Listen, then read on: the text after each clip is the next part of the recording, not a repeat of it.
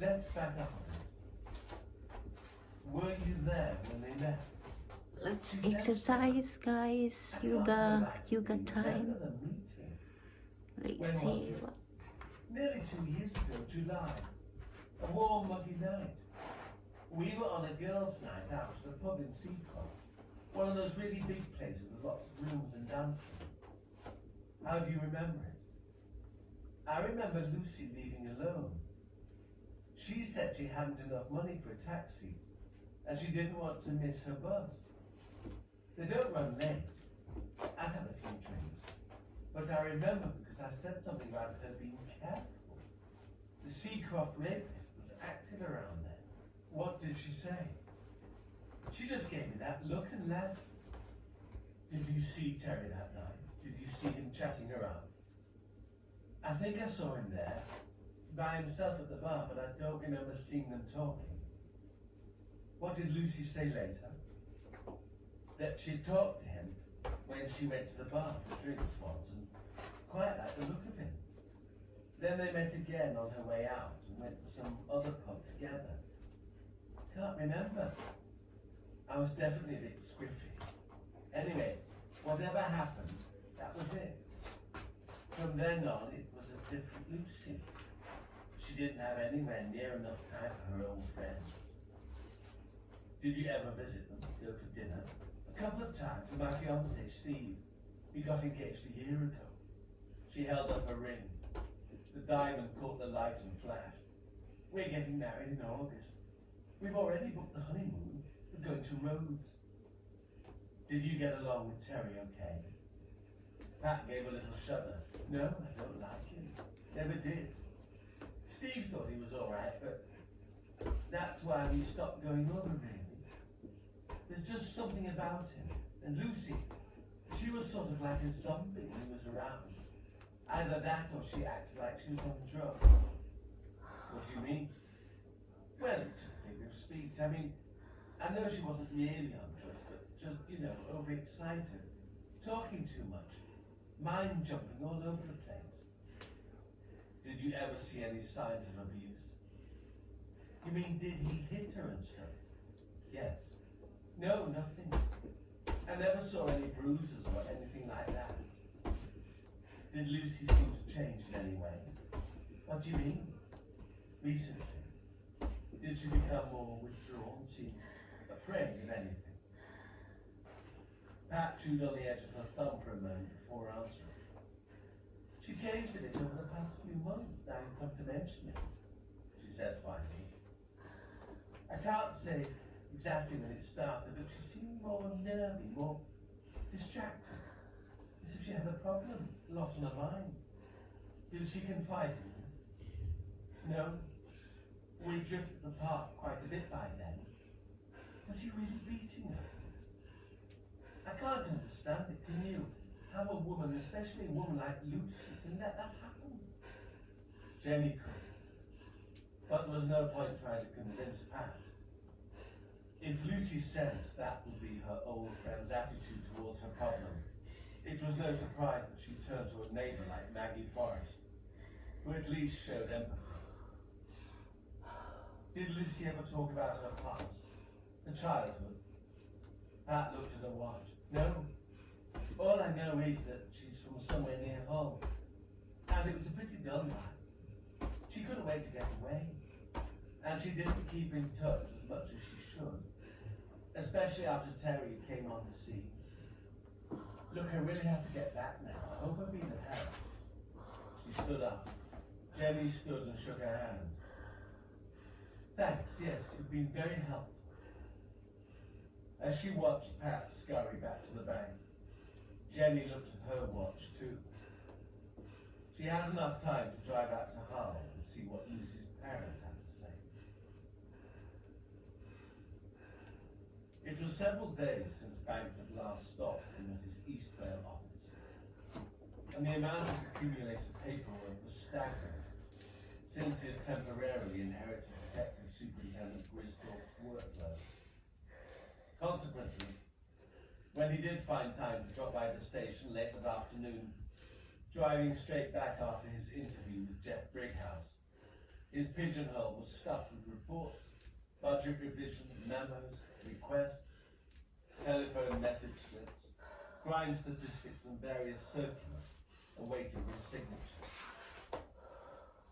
He decided to clear up some of the backlog of paperwork and take Annie Cabot for a quick drink at Queen's Arms to discuss her progress in the Janet Taylor investigation, and maybe build a few bridges in the process.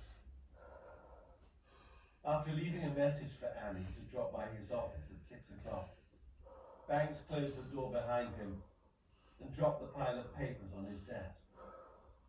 He hadn't even changed his Dalesman calendar from April to May, he noticed, flipping over from a photo of the stone bridge at Linton to the soaring lines of York Minster's east window.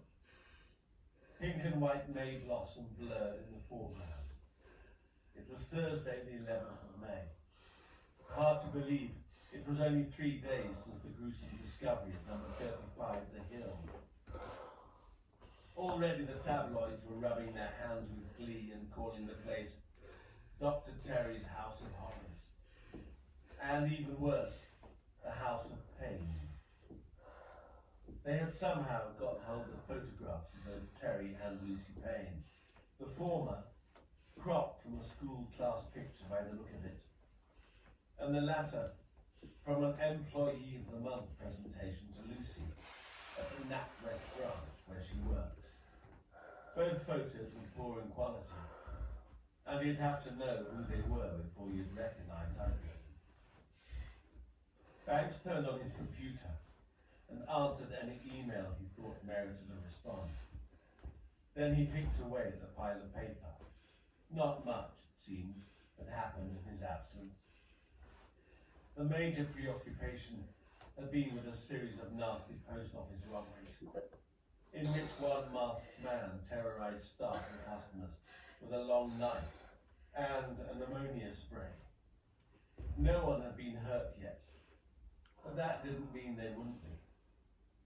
There had been 4 such robberies in the Western Division over a month. D.S. Hatchley was out rounding up his ragbag assortment of informants. Apart from the robberies, perhaps the most serious crime on their hands was the theft of a tortoise that happened to be sleeping in a cardboard box nicked from someone's garden, along with a rally bicycle and a lawnmower. Business as usual. And somehow, Banks found an odd sort of comfort in these dull, predictable crimes after the horrors of the Payne's salad. He turned on his radio and recognized the slow movement from a late Schubert piano sonata. He felt a tight pain between his eyes and massaged the spot gently. When that didn't work, he swallowed a couple of paracetamol he kept in his desk for emergencies, such as this. Washed them down with tepid coffee. Then he pushed the mound of paper aside and let the music spill over him in gentle waves. The headaches were coming more frequently these days, along with the sleepless nights and the strange reluctance to go to work. It reminded him of the pattern he went through just before he left London for Yorkshire, when he was on the edge of burnout, and he wondered if he was getting in the same state again. He should probably see the doctor, he decided, when he had time.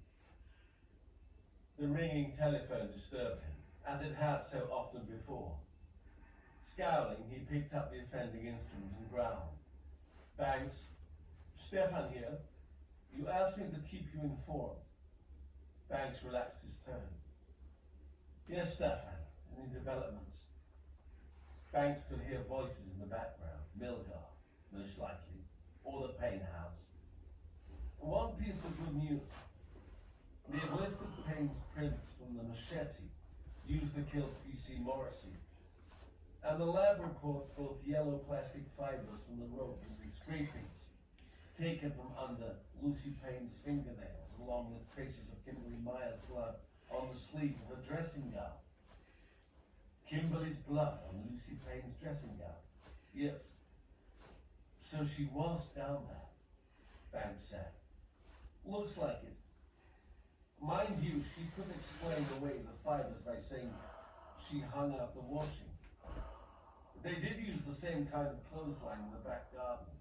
I've seen it. But the blood may be more tricky than Stefan.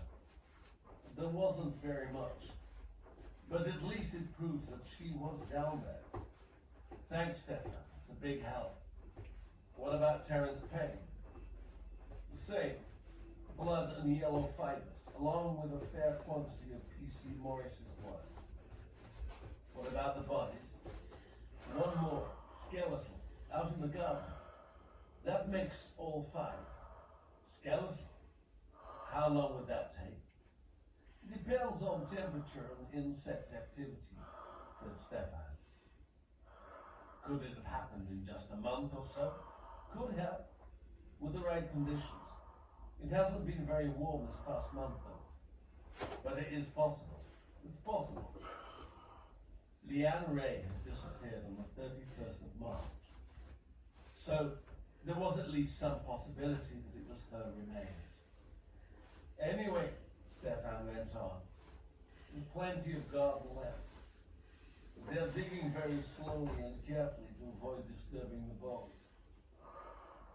I've arranged for a botanist and an entomologist from the university to visit the scene tomorrow.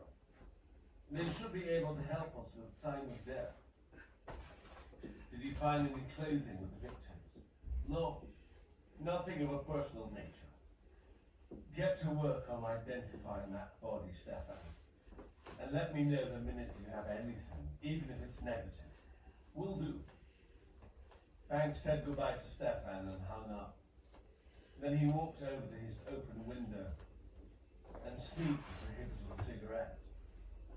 It was a hot, muggy afternoon, with the sort of tension in the air that meant rain would probably come soon, perhaps even a thunderstorm.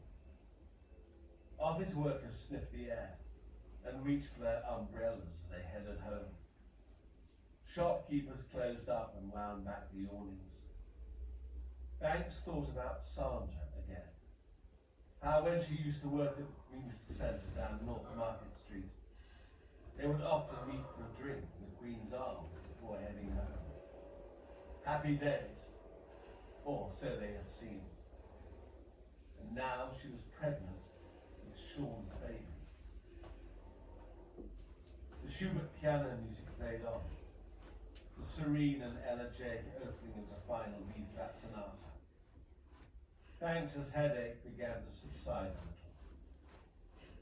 The one thing he remembered about Sandra's pregnancies was that she hadn't enjoyed them, hadn't glowed with the joys of approaching motherhood.